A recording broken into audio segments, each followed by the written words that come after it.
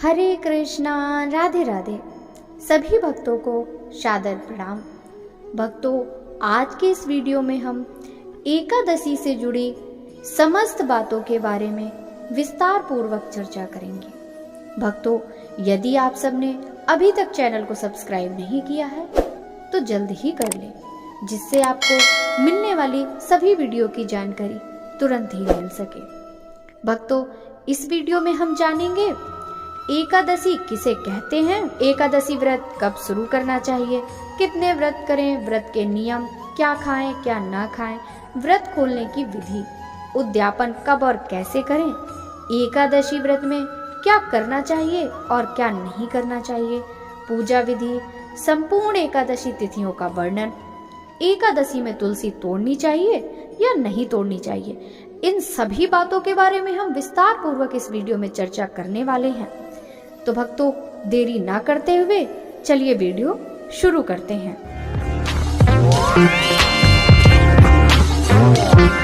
ओम नमो भगवते वासुदेवाय। भक्तों, सबसे पहले हम जानेंगे एकादशी किसे कहते हैं। हिंदू पंचांग की 11वीं तिथि को एकादशी कहते हैं। यह तिथि मास में 2 बार आती है, एक पूर्णिमा होने पर और दूसरी अमावस्या होने पर। पूर्णिमा से आगे आने वाली एकादशी को कृष्ण पक्ष की एकादशी और अमावस्या के उपरांत आने वाली एकादशी को शुक्ल पक्ष की एकादशी कहते हैं। भक्तों, अब हम जानेंगे एकादशी व्रत कब शुरू करें या एकादशी व्रत कब आरंभ करना चाहिए। आमतौर पर जब किसी को एकादशी व्रत रखना होता है तो वो किसी भी शुक्ल पक्ष की एकादशी से इस व्रत की शुरुआत कर देते हैं, लेकिन वास्तव में एकादशी व्रत की शुरुआत उत्पन्ना एकादशी से करनी चाहिए। इसी ही पहली एकादशी माना जाता है। धार्मिक कथाओं के अनुसार मार्गशीर्ष के कृष्ण पक्ष की एकादशी तिथि को भगवान विष्णु के अंश से उत्पन्न होकर देवी एकादशी ने राक्षस मुर से भगवान विष्णु के प्राण बचाए। तब भगवान विष्णु ने प्रसन्न होकर देवी को एकादशी का नाम दिया। अतः सभी भक्तों को उत्पन्ना एकादशी से ही व्रत आरंभ करना चाहिए। भक्तों, अब हम जानेंगे एकादशी के कितने व्रत करने चाहिए। माह में 2 एकादशियां होती हैं, अर्थात आपको माह में बस 2 बार और वर्ष के 365 दिनों में मात्र 24 बार ही नियम पूर्वक एकादशी व्रत रखना होता है। हालांकि प्रत्येक तीसरे वर्ष अधिक मास होने से 2 एकादशियां जुड़कर यह कुल 26 हो जाती हैं। वहीं कुछ लोग शुक्ल पक्ष की एकादशियों का व्रत रखते हैं, जो साल में 12 या 13 पड़ती हैं। वहीं कुछ लोग एक शुक्ल पक्ष व कृष्ण पक्ष दोनों ही एकादशियों का व्रत करते हैं, जो 24 एकादशियां होती हैं। साथ ही कुछ लोग विशेष कामनाओं की पूर्ति के लिए एकादशी का व्रत करते हैं। जिन्हें मोक्ष की कामना होती है वह मोक्षदा एकादशी का व्रत करते हैं, जिन्हें पुत्र की कामना होती है वह पुत्रदा एकादशी का व्रत रखते हैं। इसी तरह से कुछ लोग विशेष एकादशियों का व्रत रखते हैं। कुछ लोग साल में पड़ने वाली देव उठनी एकादशी का व्रत भी रखते हैं। ऐसा मानना है कि उस दिन देव उठते हैं तो प्रसन्न होते हैं, इसलिए एकादशी का व्रत रखते हैं। कुछ लोग उत्पन्ना एकादशी से भी व्रत रखते हैं। आप अपनी इच्छा अनुसार 5, 7, 9, 11 तथा आप जितनी भी एकादशी का व्रत करना चाहते हैं आप व्रत कर सकते हैं। भक्तों, अब हम जानेंगे एकादशी व्रत के कुछ अनिवार्य नियम के बारे में। एकादशी व्रत उपवास करने का बहुत महत्व होता है। साथ ही सभी धर्मों के नियम भी अलग अलग होते हैं। खासकर हिंदू धर्म के अनुसार एकादशी व्रत करने की इच्छा रखने वाले मनुष्य को दशमी के दिन से ही कुछ अनिवार्य नियमों का पालन करना चाहिए। दशमी के दिन मांस, लहसुन, प्याज, मसूर की दाल आदि निषेध वस्तुओं का सेवन नहीं करना चाहिए। रात्रि को पूर्ण ब्रह्मचर्य का पालन करना चाहिए तथा भोग विलास से दूर रहना चाहिए। एकादशी के दिन प्रातः लकड़ी का दातून ना करें। नींबू, जामुन या आम के पत्ते लेकर चबा लें और अंगुली से कंठ साफ कर लें। वृक्ष से पत्ता तोड़ना भी वर्जित है, अतः स्वयं गिरा हुआ पत्ता लेकर ही सेवन करें। यदि यह संभव ना हो तो पानी से 12 बार कुल्ला कर लें। फिर स्नान आदि कर मंदिर में जाकर गीता का पाठ करें या पुरोहित जी से गीता का पाठ श्रवण करें। फिर प्रभु के सामने इस प्रकार प्रण करना चाहिए कि आज मैं चोर, पाखंडी और दुराचारी मनुष्यों से बात नहीं करूंगा और ना ही किसी का दिल दुखाऊंगा। रात्रि को जागरण कर कीर्तन करूंगा। तत्पश्चात ओम नमो भगवते वासुदेवाय इस द्वादश मंत्र का जप करना चाहिए। राम, कृष्ण, नारायण आदि विष्णु के सहस्त्र नाम को कंठ का भूषण बनाएं। भगवान विष्णु का स्मरण कर प्रार्थना करें और कहें, हे त्रिलोकीनाथ, मेरी लाज आपके हाथ है, अतः मुझे इस प्रण को पूरा करने की शक्ति प्रदान करिए। यदि भूलवश किसी निंदक से बात भी कर ली तो भगवान सूर्य नारायण के दर्शन कर धूप दीप से श्री हरि की पूजा कर क्षमा मांग लेनी चाहिए। एकादशी के दिन घर में झाड़ू नहीं लगाना चाहिए, क्योंकि चींटी आदि सूक्ष्म जीवों की मृत्यु का भय रहता है। इस दिन बाल नहीं कटवाना चाहिए, न ही अधिक बोलना चाहिए। इस दिन यथाशक्ति दान करना चाहिए, किंतु स्वयं किसी का दिया हुआ अन्न आदि कदापि ग्रहण ना करें। दशमी के साथ मिली हुई एकादशी व्रत मानी जाती है। वैष्णवों को योग्य द्वादशी मिली हुई एकादशी का व्रत करना चाहिए। त्रयोदशी आने से पूर्व व्रत का पारण करना चाहिए। प्रत्येक वस्तु प्रभु को भोग लगाकर तथा तुलसी दल छोड़कर ग्रहण करना चाहिए। इस व्रत को करने वाला दिव्य फल प्राप्त करता है और उसके जीवन के सारे कष्ट समाप्त हो जाते हैं। भक्तों, अब हम जानेंगे एकादशी व्रत में क्या खाना चाहिए और क्या नहीं खाना चाहिए। एकादशी के दिन किसी कारणवश निराहार रहकर व्रत करना संभव ना हो तो एक बार फलाहार भोजन कर ले। एकादशी के दिन यथाशक्ति अन्न का दान अवश्य करना चाहिए। साथ ही किसी अन्य व्यक्ति का दिया हुआ अन्न ग्रहण नहीं करना चाहिए। इस दिन दूध या जल का सेवन कर सकते हैं। एकादशी व्रत में शकरकंद, कुट्टू, आलू, साबूदाना, नारियल, काली मिर्च, दूध, बादाम, अदरक, चीनी आदि पदार्थ खाने में शामिल कर सकते हैं। एकादशी का उपवास रखने वालों को दशमी के दिन से ही मांस, लहसुन, प्याज, मसूर की दाल आदि निषेध वस्तुओं का सेवन नहीं करना चाहिए। एकादशी के दिन प्रातः लकड़ी का दातून नहीं करना चाहिए। इस दिन वृक्ष से पत्ता तोड़ना भी वर्जित होता है। एकादशी के दिन व्रतधारी व्यक्ति को गाजर, सलजम, गोभी, पालक इत्यादि का सेवन नहीं करना चाहिए। एकादशी पर श्री विष्णु की पूजा में मीठा पान चढ़ाया जाता है, लेकिन इस दिन पान खाना भी वर्जित है। फलों में केला, आम, अंगूर, बादाम, पिस्ता इत्यादि अमृत फलों का सेवन करना चाहिए। सूखे मेवे जैसे बादाम, पिस्ता आदि का सेवन भी किया जा सकता है। एकादशी तिथि पर जौ, बैगन और सेम फली आदि सब्जियां नहीं खानी चाहिए। इस व्रत में सात्विक भोजन करना चाहिए। मांस, मदिरा या अन्य कोई भी नशीले पदार्थों का सेवन नहीं करना चाहिए। प्रत्येक वस्तु प्रभु को भोग लगाकर तथा तुलसी दल छोड़कर ग्रहण करना चाहिए। भक्तों, अब हम जानेंगे एकादशी व्रत खोलने की विधि। एकादशी व्रत का नियम दशमी से द्वादशी तक चलता है। द्वादशी को पारण करते समय चावल जरूर खाना चाहिए। तामसिक चीजों का पारण में भूल कर भी प्रयोग ना करें। एकादशी का व्रत भगवान विष्णु के निमित्त रखा जाता है। हर मास में एकादशी आती है और मास के अनुसार एकादशी व्रत का महात्म्य भी बढ़ जाता है। एकादशी व्रत करने के लिए दशमी के दिन से व्रत के नियम लग जाते हैं, जो द्वादशी तक चलते हैं। दशमी से लेकर द्वादशी तक व्रत के नियमों का पालन मनुष्य नहीं करते तो इससे उन्हें व्रत का पूर्ण लाभ नहीं मिलता। ऐसे में हर किसी को यह पूर्ण लाभ नहीं मिलता। सभी को यह जानना चाहिए कि व्रत के अगले दिन पारण करते हुए क्या गलतियां ना करें। एकादशी पर नियम और संयम के साथ व्रत रखकर भगवान विष्णु की उपासना करने के बाद अगले दिन द्वादशी तिथि पर पारण में खास चीजों का ही सेवन करने का विधान। इस व्रत के पारण में कुछ विशेष चीजों का प्रयोग करने से आपको व्रत का संपूर्ण फल प्राप्त होता है और देवतागण भी प्रसन्न होते हैं।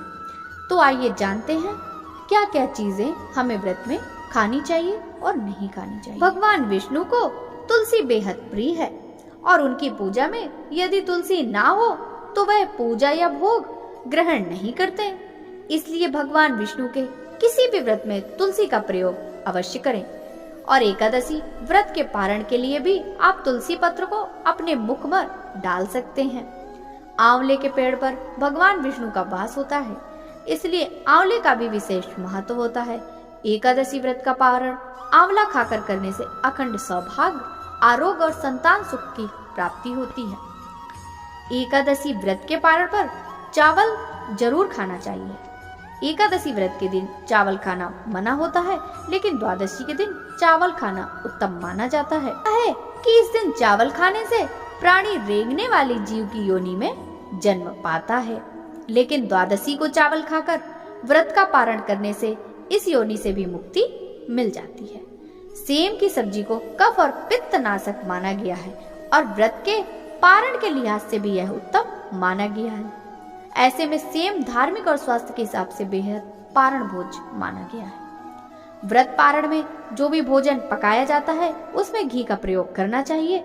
गाय के शुद्ध घी से ही व्रत के पारण का भोजन बनना चाहिए। घी को सबसे शुद्ध पदार्थ माना गया है और ये सेहत के लिए भी अच्छा होता है। भक्तों, हम जानेंगे व्रत पारण में किन चीजों का प्रयोग नहीं करना चाहिए।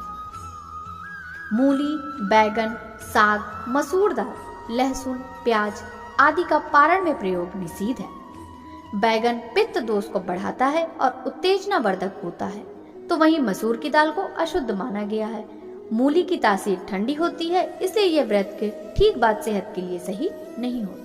लहसुन प्याज तामसिक भोजन होता है, इसलिए इसका प्रयोग भी वर्जित है।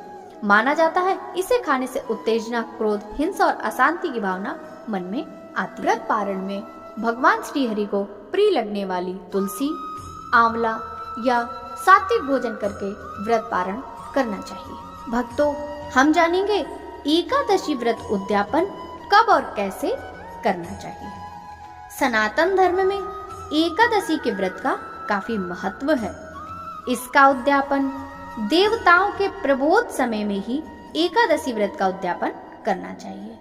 विशेषकर मार्गशीर्ष के महीने में माघ माह में या भीम तिथि माघ शुक्ल एकादशी के दिन ही व्रत का उद्यापन करना चाहिए।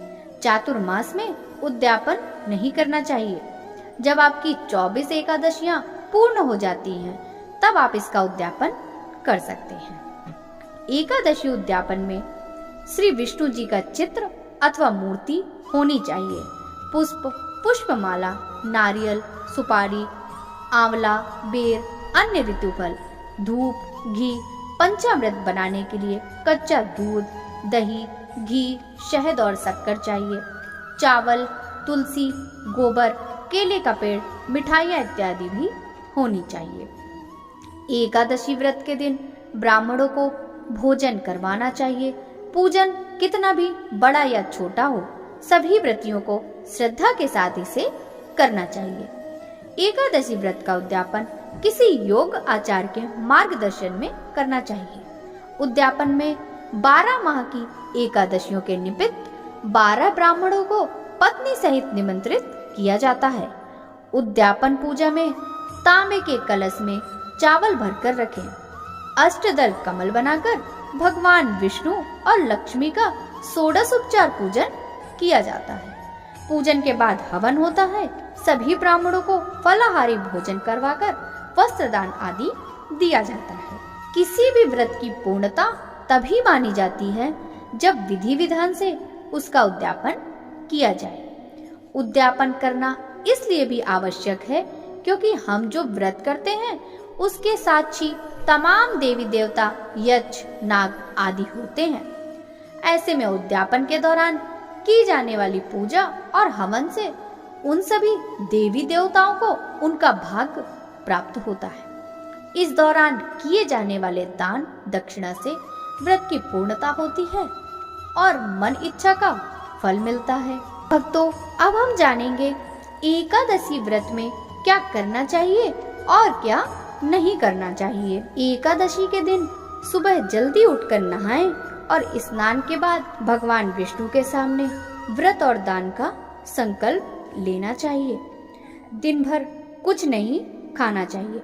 संभव ना हो सके तो एक समय फलाहार भोजन कर सकते हैं।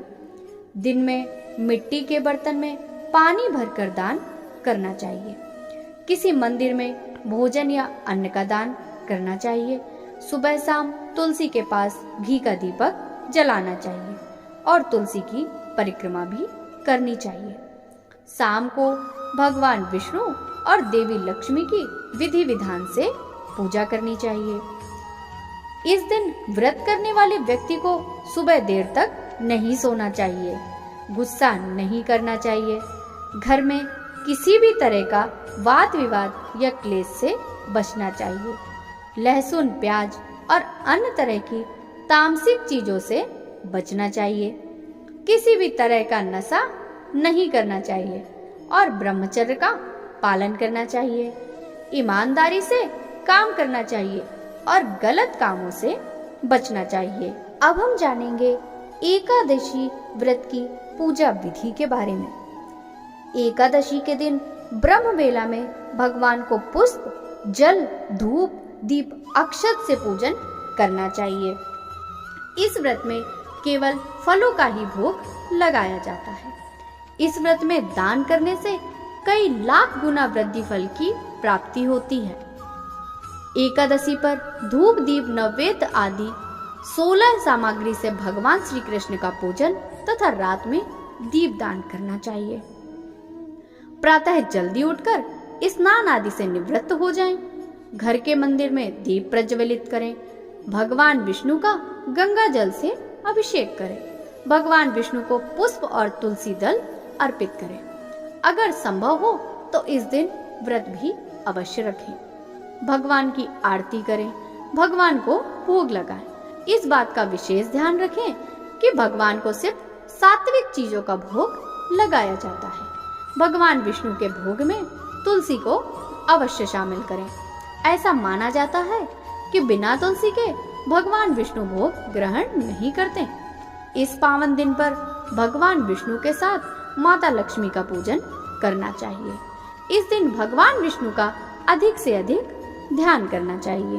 भक्तों, अब हम जानेंगे संपूर्ण एकादशी तिथियों का वर्णन। चैत्र माह में कामदा और पाप मोचनी एकादशी आती है। कामदा से राक्षस आदि की योनि से छुटकारा मिलता है और यह सर्व कार्य सिद्धि करती है। तो पाप मोचनी एकादशी व्रत से पाप का नाश होता है और संकटों से मुक्ति मिलती है। वैशाख मास में वरुथनी और मोहिनी एकादशी आती है।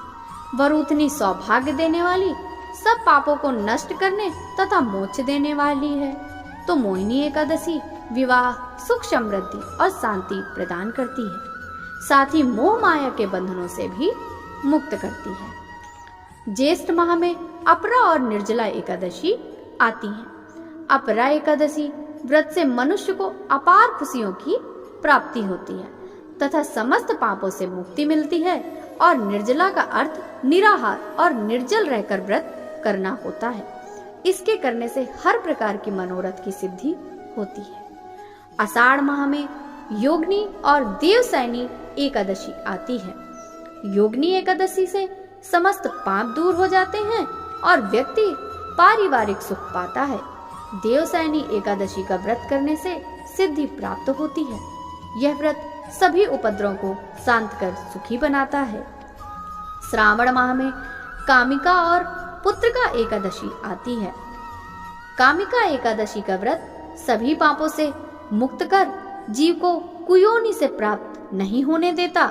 पुत्रदा एकादशी करने से संतान सुख की प्राप्ति होती है। भाद्रपद में अजा और परिवर्तनी एकादशी आती है।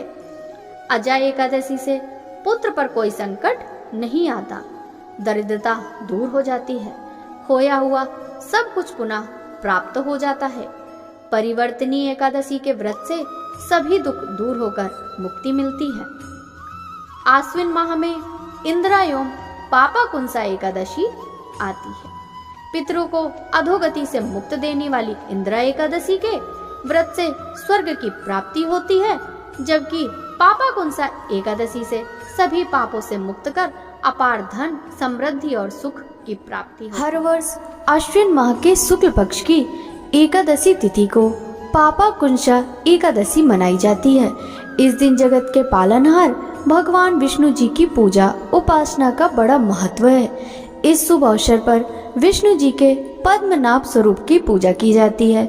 मान्यता है कि पापाकुंसा एकादशी के दिन श्री हरि की पूजा उपासना से मनवांछित फल की प्राप्ति होती है। साथ ही व्यक्ति से जाने अनजाने में हुए सभी पापों का प्रायश्चित होता है।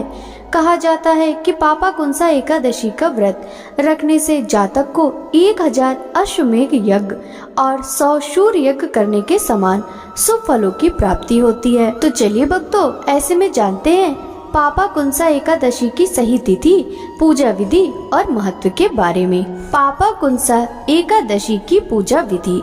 पापाकुंसा एकादशी के दिन सुबह सूर्योदय से पहले उठें, स्नान आदि के बाद व्रत का संकल्प लें। इसके बाद एक चौकी पर लाल या पीला साफ कपड़ा बिछाएं और विष्णु जी की प्रतिमा स्थापित करें। फिर विष्णु जी को फल, फूल, अक्षत, चंदन, मौली और पंचामृत अर्पित करें। इसके बाद विष्णु जी की आरती करें। एकादशी व्रत की कथा सुने और उनके मंत्रों का जाप करें। इस दिन ओम नमो भगवते वासुदेवाय नमः इस मंत्र का जाप अवश्य करें। पापाकुंसा एकादशी का महत्व। आश्विन माह के शुक्ल पक्ष की एकादशी तिथि श्री हरि को समर्पित मानी जाती है। धार्मिक मान्यता है कि एकादशी के दिन विष्णु जी और माँ लक्ष्मी जी की उपासना से बल, बुद्धि, विवेक और धन की प्राप्ति होती है। साथ ही भगवान विष्णु अपने भक्तों के सभी संकट दूर करते हैं। पद्म पुराण के अनुसार पापाकुंसा एकादशी के दिन सोना, तिल, भूमि, गौ, अन्न, जल, जूता और छाते का दान करना बेहद शुभ माना जाता है। ऐसा करने से यमराज के दर्शन नहीं होते। इस वर्ष पापाकुंसा एकादशी 25 अक्टूबर 2023 दिन बुधवार को है। कहते हैं अपने नाम स्वरूप इस एकादशी के प्रताप से व्यक्ति के समस्त पाप मिट जाते हैं। ये व्रत व्यक्ति को कठिन तपस्या के बराबर पुण्य देता है, अर्थ एवं मोक्ष की प्राप्ति होती है। इस एकादशी पर भगवान पद्मनाभ की पूजा की जाती है। इस वर्ष पापाकुंसा एकादशी पर बेहद शुभ योग का संयोग भी बन रहा है, जिसमें कुछ खास उपाय करने से आपके सारे बिगड़े कार्य बन जाएंगे। आश्विन शुक्ल पक्ष एकादशी तिथि की शुरुआत हो रही है 24 अक्टूबर 2023 दिन मंगलवार को दोपहर 3:14 से।